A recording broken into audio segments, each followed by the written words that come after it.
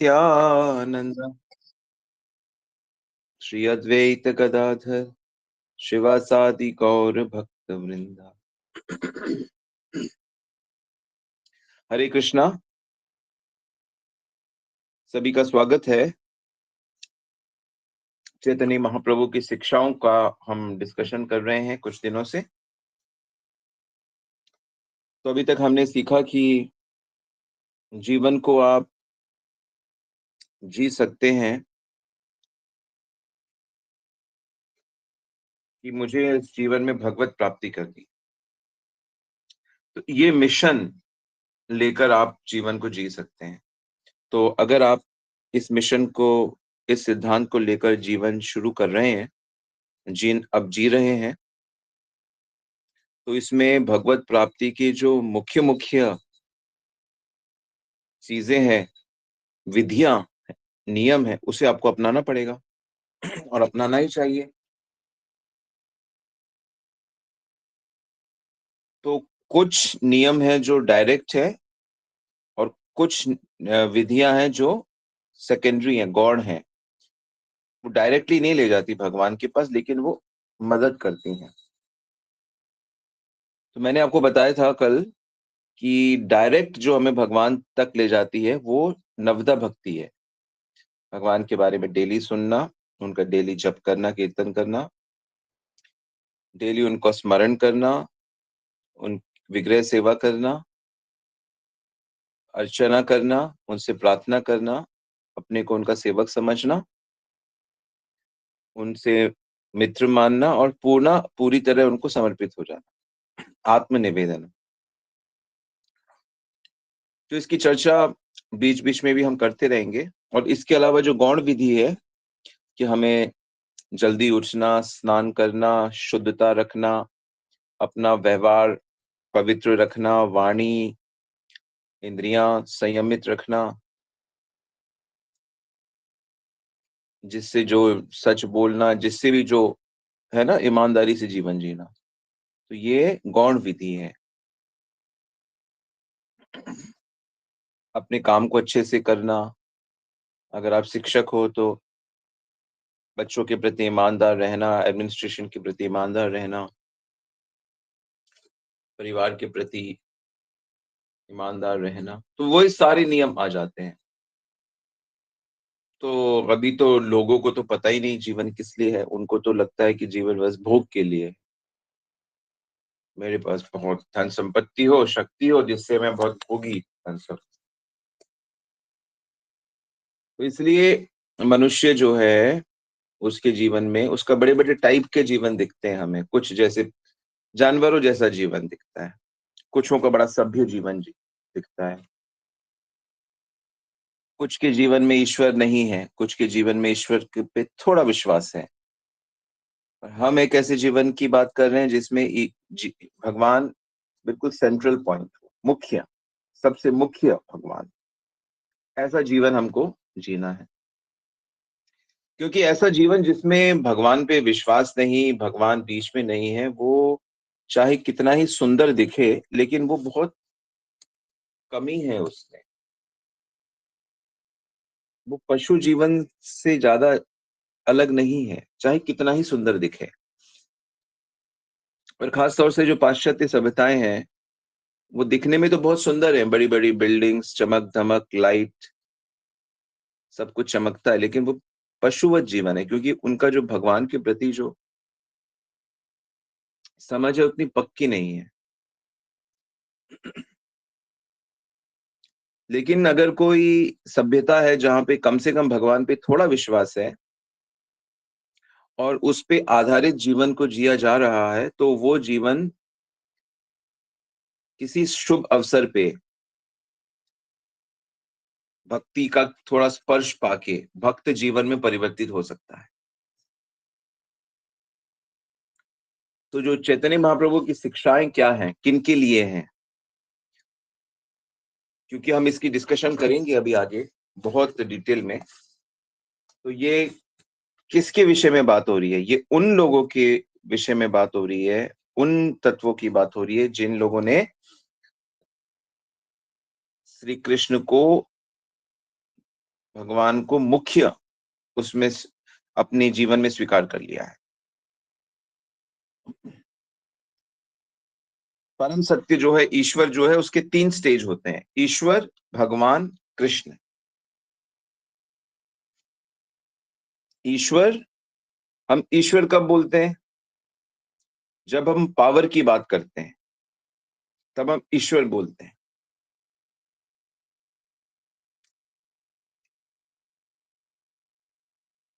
ईश्वर सब चीजों को नियंत्रण कर रहे हैं, तब ईश्वर बोल रहे हैं। लेकिन जब ईश्वर सबसे प्रेम कर रहा है, सबके प्रेम को स्वीकार कर रहा है, रेसिप्रोकेट कर रहे हैं, तो वो ईश्वर ईश्वर नहीं है, वो कृष्ण है। ईश्वर कहे, कृष्ण कहेंगे मेरे से ईश्वर, ईश्वरता मुझसे हटा के मुझसे देखो, तो प्रेम करो, तब उस वो प्रेम चाहिए मुझे।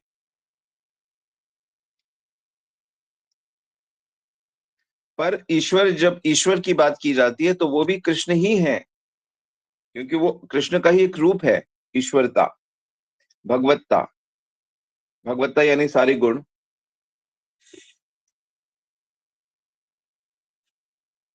तो इसलिए ये जो चैतन्य महाप्रभु की जो शिक्षाएं हैं,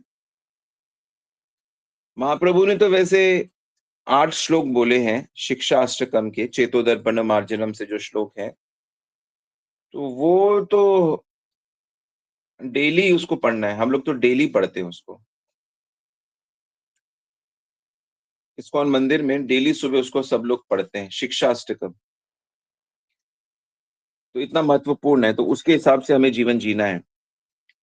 तो कुल मिला के महाप्रभु की जो शिक्षाएं हैं, वो चैतन्य चरितामृत एक ग्रंथ है, कृष्णदास कविराज जी के द्वारा लिखा गया।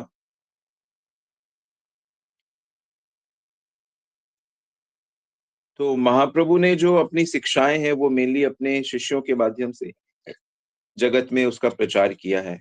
विशेष करके जो कृष्णदास कविराज गोस्वामी, वृंदावन दास ठाकुर, जिन्होंने चैतन्य भागवत लिखा है, और रूप सनातन गोस्वामी, रघुनाथ गोस्वामी, अनेक आचार्य हैं वृंदावन के। कवि कर्णपुर, चैतन्य चंद्रोदय नाम का ग्रंथ लिखा है, कृष्ण कर्णामृत रूप ग्रंथ लिखा है। तो अनेक अनेक ग्रंथों के माध्यम से श्री चैतन्य महाप्रभु की शिक्षाएं समाज में आज उपलब्ध है। और फिर उसमें शिला प्रभुपाद और भक्ति सिद्धांत महाराज का बहुत बड़ा योगदान है कि उन्होंने कैसे विश्व पटल पे, विश्व पूरे वर्ल्ड में इन ग्रंथों को, इन शिक्षाओं को साधु बनाकर, साधु सन्यासी सिस्टम बना के उसको वर्ल्ड के सामने प्रेजेंट किया है। यदि आप चैतन्य महाप्रभु का लाइफ देखें तो 24 साल तक वो गृहस्थ धर्म में थे, गृहस्थ आश्रम में थे। उस समय वो शिवास आंगन में गंगा जी के तट पे घर घर जाके लोगों को हरि नाम के विषय में बताते थे और कीर्तन भी करते थे। और हरि नाम कीर्तन क्यों इतना आवश्यक है, उसके प्रचार के लिए उन्होंने फिर सन्यास स्वीकार किया। और सन्यास प्राप्त करने के बाद बड़े बड़े लोगों को भगवान की भक्ति से जोड़ा, जिसमें सार्वभौम भट्टाचार्य, जो पूरे उड़ीसा के एक तरीके से राजा के राजगुरु थे।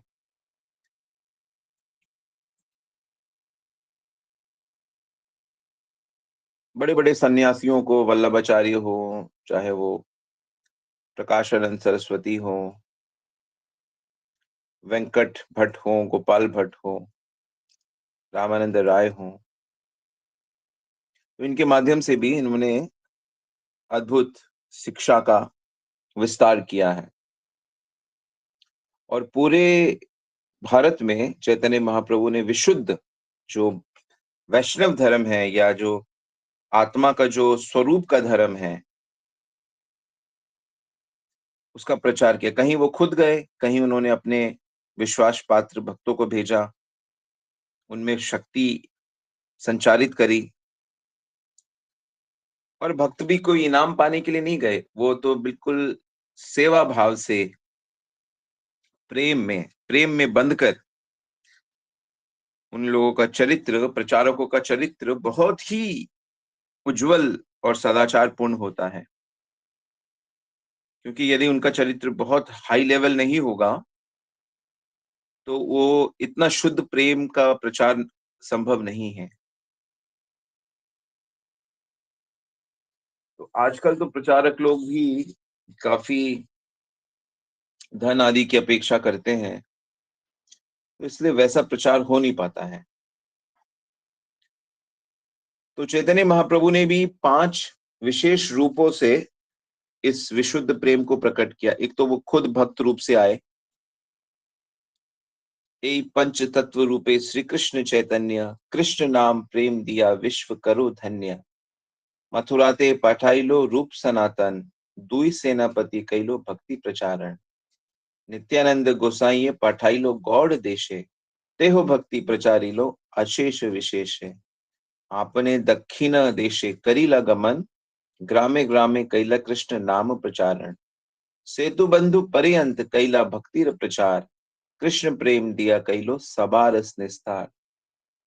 कि खुद भक्त रूप में, फिर नित्यानंद प्रभु, अद्वैताचारी प्रभु, श्रीवास पंडित और गदाधर प्रभु, और उनके 2 प्रधान सेनापति श्री रूप गोस्वामी और सनातन गोस्वामी, उनको मथुरा यानी वृंदावन भेजा। नित्यानंद प्रभु को बंगाल में भेजा,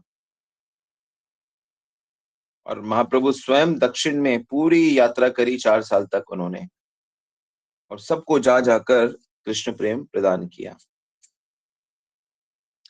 तो चैतन्य महाप्रभु की जो मूल शिक्षा है, उसका जो आधार है वो क्या है कि कृष्ण प्रेम ही जीव का नित्य धर्म है। मतलब कोई व्यक्ति हमें जानता हो और उससे हमारे बारे में कोई पूछे कि ये व्यक्ति कैसे हैं, कहते अरे ये तो कृष्ण प्रेमी है, ये भगवत भक्त है। ये बात उसके पहली बार आनी चाहिए। कोई भी जब बात करे, अरे वो तो भगवान की भक्ति भक्ति ही करते हैं। तो जितना भी कष्ट मनुष्यों को हो रहा है, चैतन्य महाप्रभु बताते हैं कि उसका मूल कारण क्या है? भगवान के साथ संपर्क टूटना, यानी कि सब टूट तो नहीं सकता, भूलना। भगवान के साथ जो जीव का उसको याद नहीं आती, कृष्ण विस्मृति है, और माया के द्वारा मोहित होके कृष्ण से अलग चीजों में उसका लगाव हो गया है। इसलिए जो कृष्ण के प्रति उसका प्रेम है, वह उसके हृदय में ही कहीं ना कहीं छुप गया है। उसके हृदय में है कृष्ण के प्रति प्रेम, लेकिन वो छुप गया है। इसीलिए उसे संसार में अनेक प्रकार के दुखों से वो बार बार कष्ट पा रहा है। यदि किसी सौभाग्य से उसको ये पता लग जाए कि मैं कृष्ण का दास हूं, तो उसका वो जो भगवान के प्रति प्रेम है, वो दोबारा से जगने लगेगा। जैसे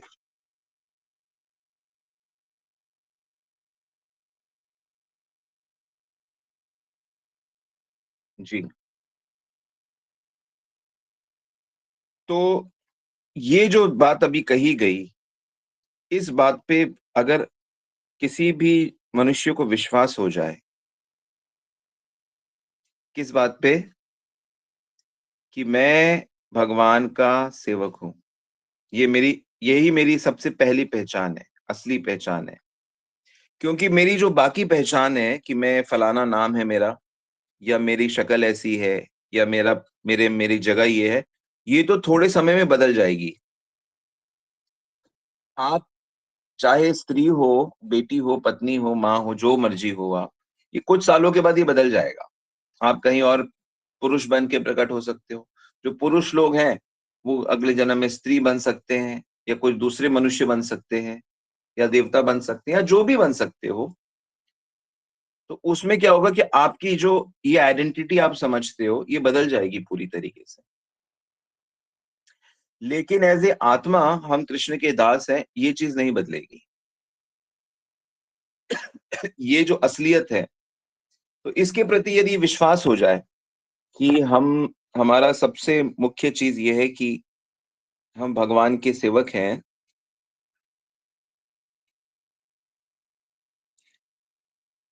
कोनो भाग्ये कोनो जीवे श्रद्धा यदि होय, तबे से ही जीव साधु संग कराए। किसी भाग्य से यदि उसको ये विश्वास हो जाए, ये श्रद्धा हो जाए, तो फिर वो साधुओं से मिलता जुलता रहता है, साधु संग करता है।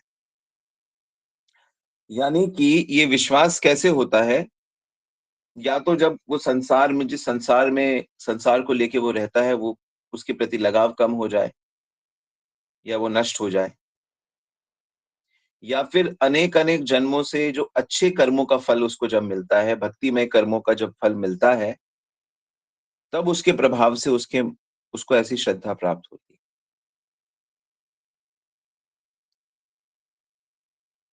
समझ में आया?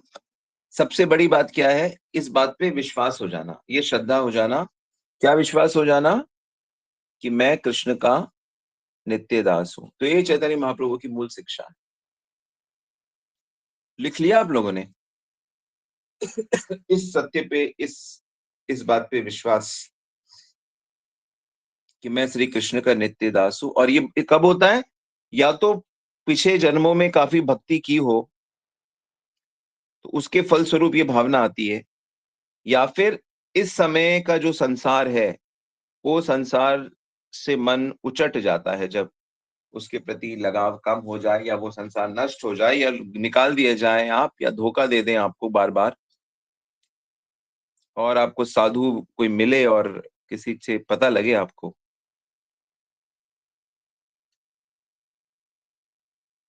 तो श्रद्धा का एक मतलब और होता है कि श्रद्धा शब्दे विश्वास करिया सुदृढ़ निश्चय कृष्ण भक्ति कैले सर्व कर्म कृत है। कि कृष्ण की, विश्वास किसको कहते हैं? कि कृष्ण भक्ति करने से जीवन में सब कुछ हो जाता है। ऐसी पक्की समझ, लिख लो। कृष्ण भक्ति अगर मैं ठीक से करूंगा तो मेरा सब कुछ हो जाएगा ठीक ठाक, जीवन सफल ही हो जाएगा, तो बाकी तो क्या कहना। हर चीज ठीक हो जाएगी, हर चीज ठीक ही होगी। ये ऐसा फेथ, ऐसा विश्वास, दृढ़ विश्वास, इसको विश्वास कहते हैं। जो श्रद्धा की हम बात कर रहे हैं ना, श्रद्धा से भक्ति शुरू होती है। तो क्या है वो श्रद्धा? जैसे हम बताते हैं कि भगवान से संबंधित चीजों को पसंद करना, लाइक करना हृदय में उसके प्रति। पर इसका एक्चुअल में श्रद्धा का ये मतलब है कि कृष्ण भक्ति करने से मेरा सब कुछ ठीक हो जाएगा, इस पे विश्वास। तो यहां से फिर आपकी भक्ति बढ़ना शुरू होगी। लिख लो इसको आप लोग।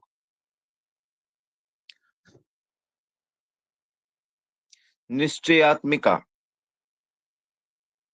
जैसे उदाहरण देते हैं ना, भागवत में 4:31-14 श्लोक नंबर है, 4:31-14।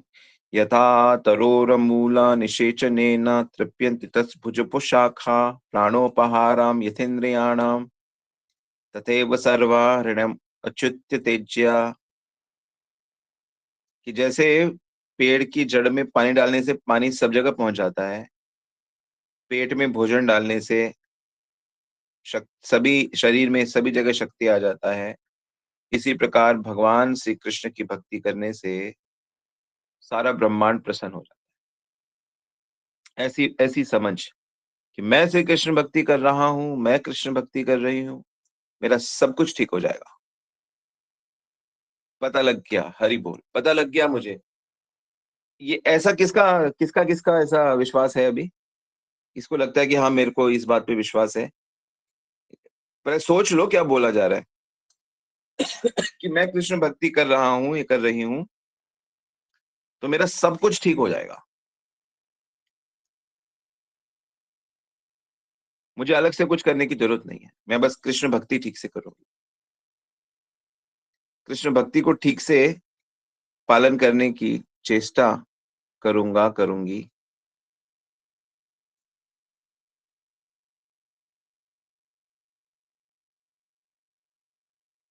अच्छा,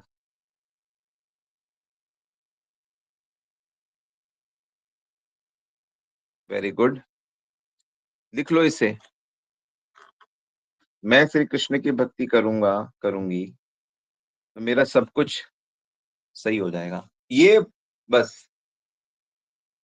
कोई पूछे अरे आप कृष्ण भक्ति करते हैं, क्या कारण है, कृष्ण बड़े हैं छोटे, बोलो बड़े छोटे छोड़ो अभी आप, हमको इतना पता है कृष्ण भक्ति करने से हमारा सब ठीक हो जाएगा। हमारा जो जीवन है ना, वो सारा परफेक्ट हो जाएगा। तो कोई भक्त कह सकता है कि अरे अरे अरे लेकिन हमें तो बड़ा ये हो रहा है, हो अरे अभी करो तो भक्ति ठीक से, थोड़ा समय दो ना उसको।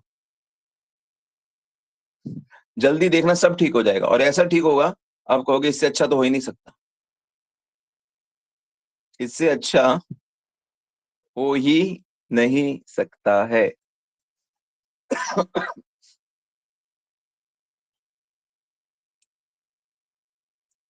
इससे अच्छा हो नहीं सकता, आप ये कहोगे।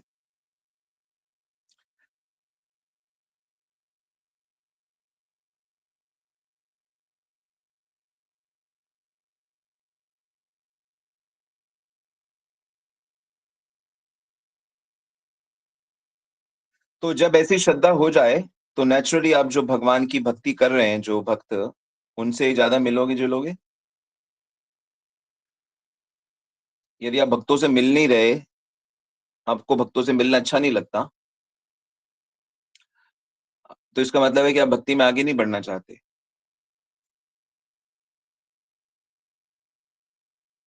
इसका मतलब अभी श्रद्धा अच्छी हुई नहीं। तो साधु के संग में रह के, भक्तों के बीच में रह के जब हम भजन करते हैं, जब हम भजन करते हैं, ये जो आप सुन रहे हो ना, ये भी भजन है। क्योंकि नवदा भक्ति है, नवदा भक्ति का अंग है ये, श्रवण करना, की सिर्फ चैंटिंग करना भजन नहीं होता। श्रवण करना, स्मरण करना, प्रार्थना करना, ये सब भजन में आता है। तो ये भजन क्रियाएं हैं, भजन की क्रियाएं हैं बहुत सारी। तो जब आप भजन की क्रियाओं को करते हो,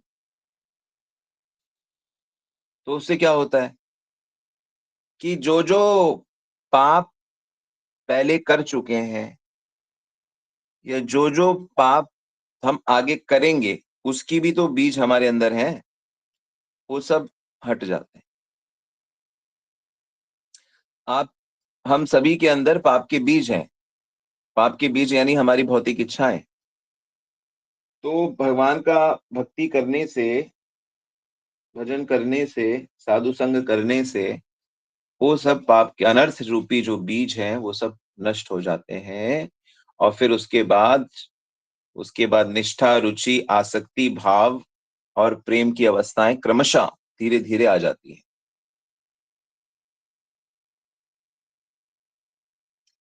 कुछ कुछ लोगों को क्या होता है, बहुत स्ट्रांग श्रद्धा होती है उनकी बचपन से। बहुत से लोग हैं जिनकी बचपन से ही बहुत स्ट्रांग श्रद्धा है। वो कैसे, वो पिछले जन्म से, वो शुरू से ही उनका स्वाभाविक लगाव होता है कन्हैया से। तावत् कर्माणि कुर्वन्ति न निर्वेद यावता मत कथा श्रवणादो वा श्रद्धा यावन संजायते। मैं एक भक्त को जानता हूँ जो अभी वृंदावन में बाबा बन गया है, बड़ा यंग सा एक भक्त है। तो वो मुझे बता रहा था कि मैं जब अपने शहर में रहता था, तो जहाँ पे भी भागवत कथाएं होती थी, मैं छोटा था वहां चला जाता था, और मम्मी को भी बोल लेके जाता था। जहां भी कथा होती थी वहां पहुंच जाता था। वहीं पे मेरे को अच्छा लगता था। कुछ प्रवचन कहते, समझ तो आता नहीं था, कीर्तन भजन अच्छे लगते थे। वो माहौल मुझे हमेशा अट्रैक्ट करता था, बचपन से ही। पढ़ने लिखने में कोई रुचि नहीं होती थी, बस एक पता नहीं क्या था। और वो आज बड़ा सुंदर एक साधु बन गया है। ये 28-30 साल का होगा। एक व्यक्ति मुझे मिला था, बड़ा सिंपल सा था। तो मैंने कहा आप कैसे भक्त बन गए। कहता जब मैं बचपन में, मैं छोटा था, मेरे को वृंदावन लाए थे। फिर जब वहां से ले गए तो मेरा रोना ही बंद नहीं हुआ। और मैं 4 साल, 3 साल का था और बोलता था वृंदावन जाऊंगा, वृंदावन जाऊंगा। तो वो धीरे धीरे धीरे धीरे रोना ही नहीं बंद, वृंदावन में ही रहता है। बंगाल से था वो, वैष्णव। तो कई ऐसे जो महापुरुष हैं जिनके जीवन में काफी भक्ति हुई है और थोड़ी नहीं हुई है, तो बचपन से ही उनका भगवान की तरफ अजीब सा आकर्षण, जैसे मुझे भी बचपन से ही भगवत ग्रंथ पढ़ने का, सुनने का, देखने का बड़ा चाव आता था। दूसरे बुक्स पढ़ने में इतना आनंद नहीं आता था। लगता था कुछ कमी है। अब पता नहीं था क्या कमी है, और ये भी भगवान की भी चीजें समझ तो नहीं आती थी, लेकिन अच्छी लगती थी। स्वाभाविक।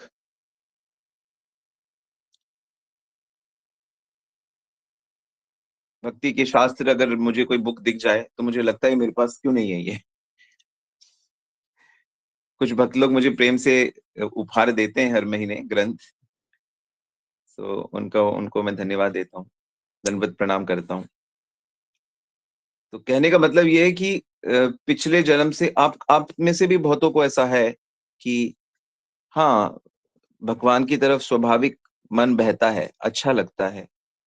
और अब धीरे-धीरे जब फिक्स हो गए कि हाँ भई, अब लग रहा है कि ठीक से हम, है ना? कितने लोग ऐसा, कि ऐसा अनुभव हुआ है? स्वाभाविक ही।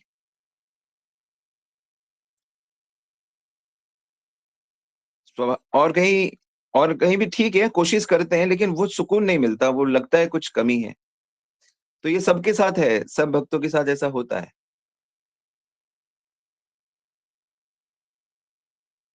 तो ऐसा करते-करते ना अभी थोड़े समय में क्या होगा, सौभाग्य से जब ये श्रद्धा बढ़ती-बढ़ती जाती है और ये जो अनर्थ हैं कम हो जाते हैं,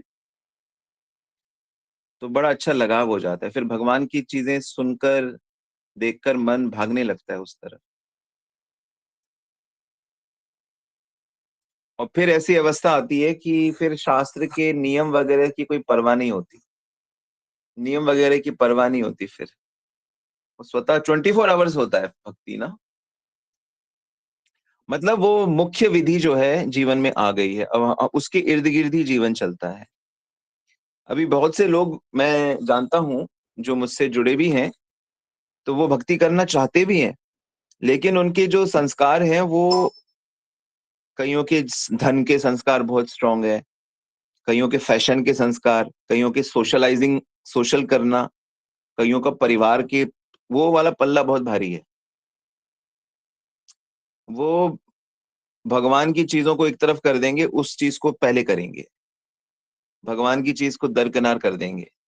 पहले अगर कभी भी मौका मिलेगा उसको पहले करेंगे। तो यही शिफ्ट करना है हमको धीरे-धीरे ना, धन से, जन से, परिवार से, हर चीज़ से भक भक्ति जो है वो मेन होना चाहिए। भक्ति मतलब क्या? भगवान के बारे में बोलना, सुनना, याद करना, सेवा करना, यही सब इसी इसी चर्चा में।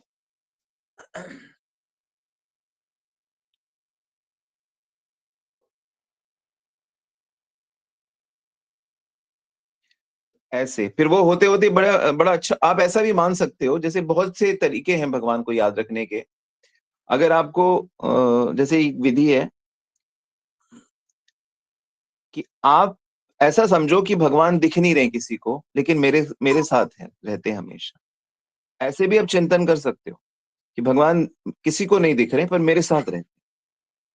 मैं तो चिंतन करता हूँ अंदर रहते हैं, पर आप बाहर रहते हैं ऐसे भी चिंतन कर सकते हो।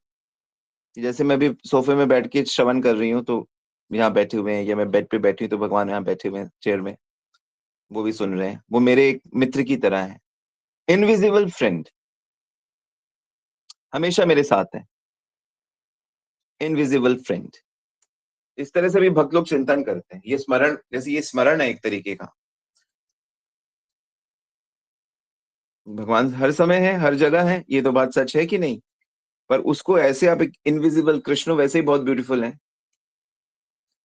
इस तरह से भी लोग, तो ये ऐसा कब हो पाता है? तो आप मान लो थोड़ी देर करोगे, फिर भूल जाओगे, फिर करोगे, फिर भूल जाओगे, फिर भूलते रहोगे।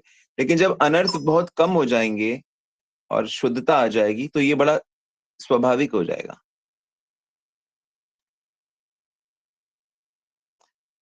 जैसे दूसरों के भीतर भगवान को देखना, जब बहुत बार इसका प्रयास किया जाएगा, तो ये स्वाभाविक हो जाएगा। अनर्थ कम होंगे तो ये स्वाभाविक हो जाएगा।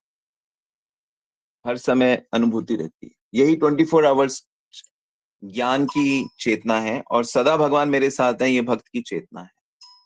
तो भक्ति में ज्ञान की ये अवस्थिति होती है। तो धीरे धीरे होगा और जीवन बड़ा सुंदर होगा। ओके, सो अभी बहुत कुछ है डिस्कस करना है, तो अभी महाप्रभु की शिक्षाएं शुरू हो रही हैं। सो बाकी चर्चा कल करेंगे। हरे कृष्णा। श्री प्रभुपाद की जय, गुरु महाराज की जय।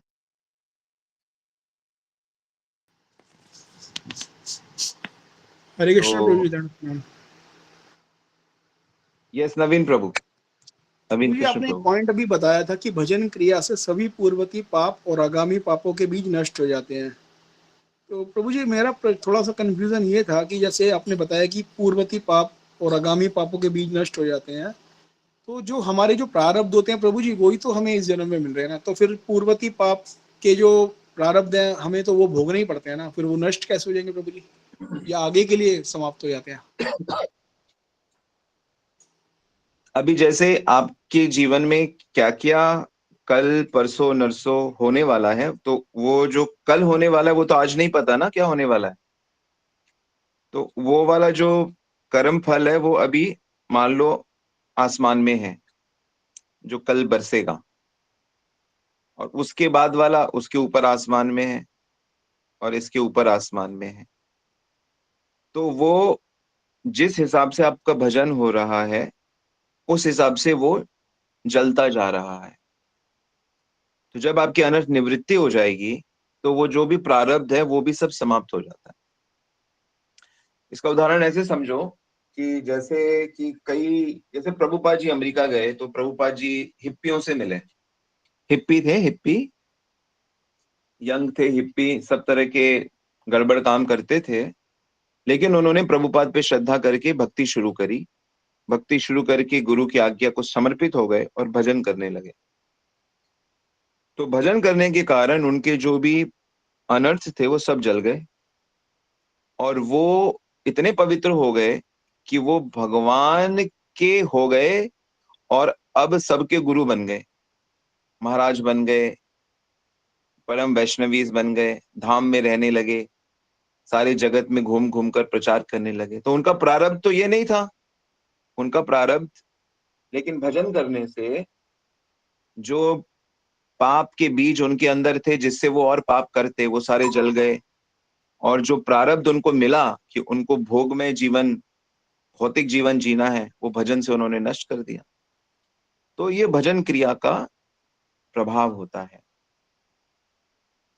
और जो मिल रहा है वो भी तो पहले के किए गए कर्मों का फल है, वो तो आएगा। लेकिन भजन में, भक्ति में इतनी शक्ति होती है कि वो भौतिक प्रारब्ध अप्रारब्ध कूटम बीजम सबको जला देती है, ऐसा शास्त्र कहते हैं। ठीक है। यस प्रभु जी। प्रभु जी मगर जैसे हमने लेक्चर में सुना तो उसमें तो ये बताया गया ऐसे प्रारब्ध तो आते हैं, बट भक्त जो होता है उसको सहने की शक्ति आ जाती है, मगर प्रारब्ध तो भोगने पड़ते हैं ना। देखो ये तो कहने का तरीका है, कहने का तरीका है कि कोई मुसीबत आई है लेकिन वो आपको फील नहीं हो रही, तो मुसीबत कहाँ हुई फिर। जैसे मान लो मेरे प्रारब्ध में है कि मुझे दो लोग आके मेरे को बहुत बुरा भला कहेंगे, मेरा अपमान करेंगे आज, और वो आते हैं और वो बहुत बुरा भला ये सब बोलते हैं, और मेरे को तनिक भी खराब नहीं लगता, बल्कि मुझे बहुत अच्छा लगता है कि ये मुझे सचेत कर गए, मैं इन चीजों का ध्यान रखूंगा। तो ये तो दृष्टि है देखने की, समझने की। कोई कहेगा देखा देखा उसके साथ हुआ ना गड़बड़, लेकिन वो कह रहे कहाँ गड़बड़ हुआ, ये तो और अच्छा हो गया। हरि बोल। यस प्रभु जी। तो देखने की दृष्टि है ये जी। तो शास्त्र कहता है कि प्रारब्ध अप्रारब्ध बीज सब जल जाते हैं। तो हम तो इसी स्टेटमेंट को लेते हैं। ओके। जी यस प्रभु जी, थैंक यू प्रभु जी। हरे कृष्ण दोनों। तो ये पूर्ण विश्वास के साथ हमें आगे बढ़ना है कि भाई यस प्रभु जी। चाहे कितनी ही मुसीबत है, जैसे कि अम्बरीश महाराज को के सामने दुर्वासा मुनि एकदम इतना बड़ा राक्षस क्रिएट कर देते हैं। लेकिन वो भगवान की भक्ति कर रहे हैं और वो सुदर्शन आके उस राक्षस को मार देता है। तो ठीक इसी प्रकार से चाहे जो भी मुसीबत है उससे भक्त लोग बच जाते हैं, उनको भोगना नहीं पड़ता। जी, थैंक यू प्रभु जी। हरे कृष्ण। हरि बोल। जैसे मैं तो यही मानता हूँ। हरे कृष्णा प्रभु। जी धन्यवाद प्रणाम। मैं तो यही मानता हूँ कि क्योंकि मैं कृष्ण भक्ति कर रहा हूँ तो मेरे साथ कुछ खराब हो ही नहीं सकता है। मैं, मेरी जो स्टेज है, अगर कोई मुझसे पूछे, मेरे साथ कुछ खराब नहीं हो सकता। मेरे जीवन में चाहे कोई व्यक्ति आए या जाए, कोई जिए मरे, मैं बीमार पड़ूं या स्वस्थ रहूं, या वो सब अच्छा ही है। वो सब मेरे आध्यात्मिक भले के लिए ही है। तो ये विश्वास होता है जो धीरे धीरे अलग अलग भक्तों में अलग अलग प्रकार का विश्वास आता है। यस हरे माता जी। कृष्णा प्रभु। जी माता जी। आप तो थोड़े तो आवाज सुनाई नहीं दे रही आपकी, शायद कनेक्टिविटी कुछ।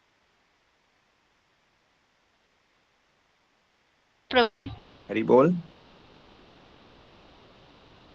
नहीं, आवाज आपका ठीक नहीं है, शायद इंटरनेट कुछ कनेक्शन की बात होगी। एक जगह बदल, जगह बदलिए आप। है ना।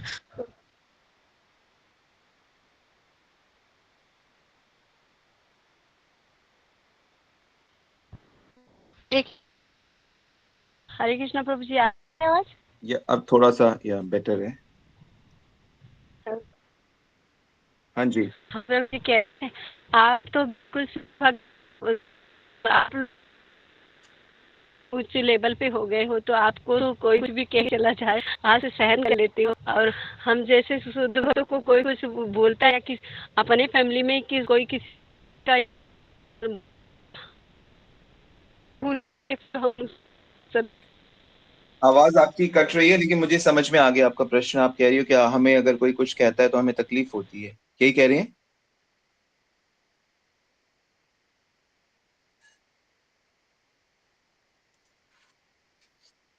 तो यही अगर मैं समझूं तो थोड़ा साधना करिए, चीजों को अच्छे से समझिए, डीपर लेवल पे समझिए, और अच्छे से भजन करिए, प्रार्थना करिए, तो फिर आप भी चीजों को फिर कृपा रूप में देखने लगोगे थोड़े ही समय में। अभी स्टेज अलग है ना, अभी तो साधना कर रहे हो और चीजें समझने की कोशिश कर रहे हो, तो करते करते समझ आ जाएगी। जैसे करते करते ड्राइविंग आ जाएगी, करते करते कुकिंग आ जाती है, करते करते, ऐसे ही करते करते लोगों की बुरी बातें, लोगों की कड़वी बातें, लोगों के आरोप, आक्षेप, ये सब हमें फर्क नहीं पड़ता फिर उन चीजों से। हम हमेशा उनको भगवान का ही देखते हैं, हम हमेशा उनको भगवान का ही प्यारा देखते हैं।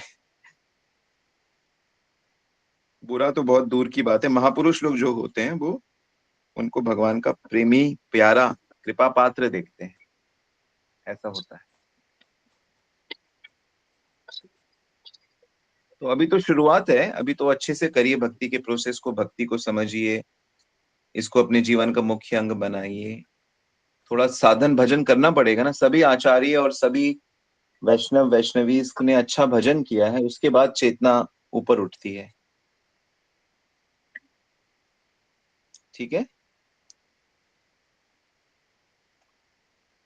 All right. Hare Krishna so प्रभु, चंद्र प्रणाम।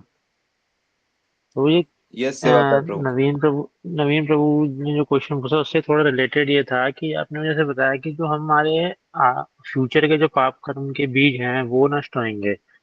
तो प्रभु जी, जैसे हम कुछ पाप कर्म हमें हम अभी तो हमने जो चीज करी नहीं उसके कैसे बीज वो हो जाते हैं प्रभु जी, मतलब उत्पन्न, वो थोड़ा गाइड करिए कैसे क्या होता है वो। नहीं, जब जब आपका कर्मों का जो सिद्धांत है उसके अनुसार जब भी आपको किसी कर्म का फल मिलता है तो उस फल के जी। साथ उसका बीज भी मिलता है। जैसे आप कोई घर में आप संतरा लाए, आम लाए, सेब लाए, तो उसके साथ बीज भी तो आते हैं उसके। हाँ जी। तो सारे कर्म फलों के बीज भी होते हैं जो उस जिस कारण से वो कर्म फल आया है उसको और प्रमोट करते हैं, वो उसमें स्ट्रेंथ डालते हैं। तो मान लो किसी को कोई तकलीफ हुई, कोई प्रॉब्लम आई, तो वो प्रॉब्लम के बीज अभी हैं आपके पास, वो उस तरह का कर्म दोबारा से करने के लिए आपको प्रेरित करेंगे। तो इसलिए ये कहा गया है कि बीज नष्ट होंगे, भजन करने से ही होगा, और कोई दूसरा तरीका नहीं है। दूसरा तरीका मतलब वही भगवान के वैष्णव लोगों के आशीर्वाद से, गुरु के जी जी चरण धूलि से, धाम में लोटपोट करने से, मतलब वही जो भक्ति का सारे अंग है वही नष्ट जी। करते हैं। ठीक है। थैंक यू ठीक है प्रभु जी। जी। लोग सोचते हैं कि एक कोई कर्म था, उस कर्म का फल हमें आया, चलो कर्म फल कट गए। लोग सोचते हैं कि अरे कट गए कट गए, वो कटे नहीं है, वो वाला फल का कुछ परसेंट आपको मिला है अभी, पर उस कर्म के बीज जो है वो है आपके पास अभी भी। और इस कर्म के फल में जो फिर आपने जो किए हैं, फिर वो नए कर्म करे हैं, फिर उस नए कर्म का फल आपको मिलेगा आगे, फिर उसके बीज बनेंगे। इसलिए गहना कर्मणो गति, ये चक्कर चलता रहता है, माया का चक्कर है बड़ा। इसको आप ऐसे समझो कि आप किसी किसी एक अपने आदत को बदलने की कोशिश करो तो आपको पता लगेगा। जैसे मान लो कोई व्यक्ति मीठा खाता है, और कोई व्यक्ति रात तक सोता है, जगता है, या कोई न्यूज़पेपर पढ़ता है, या कोई कुछ कुछ आदतें हैं, सबकी हैं। तो वो एक कर्म का फल है, वो एक कर्म का पक्का फल है। और उस कर्म को आप रोज करते हो तो वो उसके बीज भी रोज बन निकलते रहते हैं। तो जब आप उसको रोकने की कोशिश करोगे तब आपको पता लगेगा कि वो कितना पावरफुल है वास्तव में।